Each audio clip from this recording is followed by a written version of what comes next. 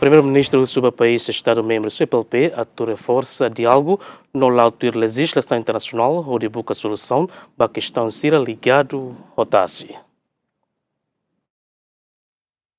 E a abertura do seminário Fórum Marítimo CPLP Badala Lima, nebe colia com o desafio jurídico Sira e a gestão na utilização taxunian, nebe realiza a terça semana. Primeiro-Ministro Carlos Sana Guzmão, no país, membro CPLP Sira, até promove diálogo na maneira nebe pacífico, onde busca solução para desafio Sira ligado ao assunto taxi e a cada país, Estado-membro CPLP. Também líder órgão executivo da DAUNE e a nível regional no global país Balun continua o conflito também a fronteira Tassi nebe cidade define. Mas Timor-Leste consegue definir onde a fronteira Tassi com a nação vizinha Austrália, no da DAUNE continua a negociar com a Indonésia onde colia com a fronteira marítima.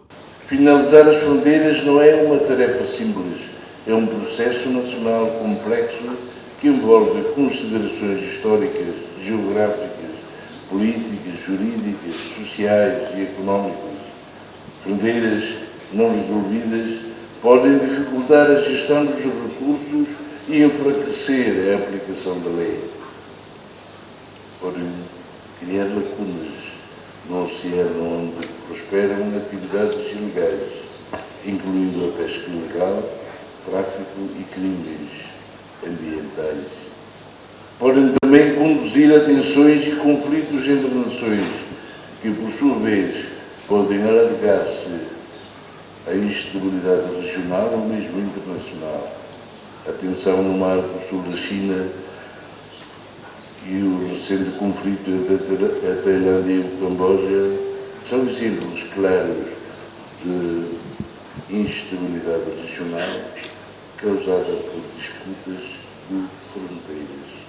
Por essa razão, encorajo todos os Estados-membros da CPLP a continuarem a reforçar o diálogo e a cooperação com vista à delimitação pacífica e equitativa das fronteiras marítimas, em conformidade com o direito internacional e, em particular, com os princípios da CEDUPN. No Nemos, o primeiro-ministro Russo Bentidade Soto, até serviço mútuo, que continua a promover a economia azul para desenvolvimento da NB sustentável e a cada país no nível e a benefício da NB DIAC. Promoção da economia azul para o desenvolvimento sustentável.